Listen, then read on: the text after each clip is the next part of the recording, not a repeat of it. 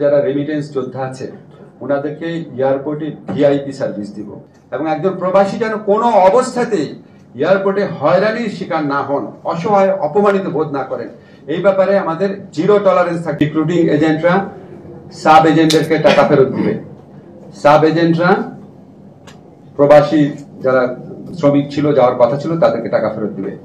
Recruiting এজেন্টরা sub এজেন্টদের ক্ষেত্রে টাকা ফেরত দিয়েছে, প্রায় 100% ক্ষেত্রে টাকা ফেরত দেওয়া হয়েছে।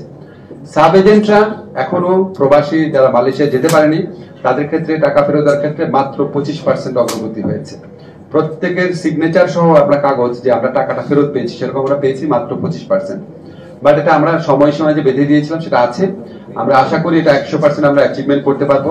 17,000 কেন যেতে পারেনি সেই ইতিহাস আমি আর তুলবো না, আপনারা সবাই জানেন এটা আমাদের সরকারের আমলে না, আগের আমলে হয়েছে। সিন্ডিকেটের কথা যে বলেছেন, আমরা ওয়েল অ্যাওয়্যার আছি সিন্ডিকেট নিয়ে। সিন্ডিকেট যেন ভেঙে যায় সেই জন্য আমরা অত্যন্ত জোরালো ভাবে মালয়েশিয়া সরকারকে বারবার অনুরোধ করছি, আপনি 100 জনের মধ্যে সীমাবদ্ধ রেখেন না, আপনি এটা ওপেন করে দেন। আর তারপরও ওইখানে কি দুর্নীতি হয়েছে না কি হয়েছে সেই ব্যাপারে আমরা অবশ্যই তদন্ত করব। আমরা যে কোনো দুর্নীতির ব্যাপারে তদন্ত করব, এটা আমরা নেক্সট ফেজে করব। আমরা আমাদের যারা রেমিটেন্স যোদ্ধা আছে ওনাদেরকে এয়ারপোর্টে ভিআইপি সার্ভিস দিব।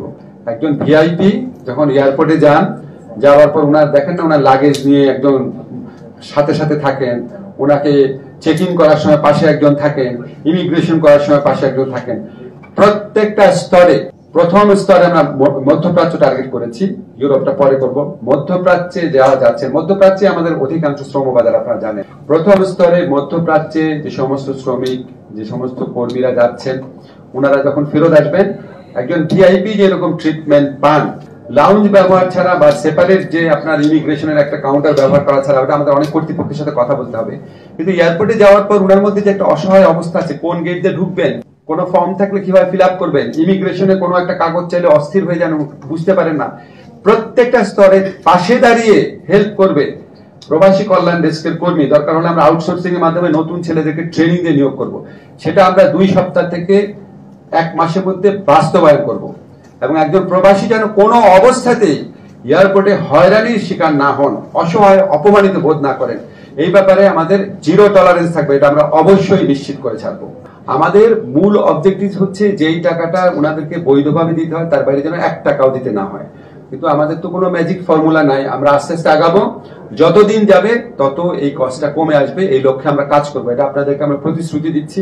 আর একটা কর্মবাজারের যেটা বলেছিলেন স্থবিরতা আছে, এটা তো আন্তর্জাতিক বাজারে স্থবিরতা থাকলে আমাদের কিছু করার নাই, যেমন মালয়েশিয়া সব দেশ থেকেই বন্ধ করে দিয়েছে, এখন প্ল্যান্টেশন সেক্টরে কিছু লোক নেওয়ার চেষ্টা করছে হয়তো।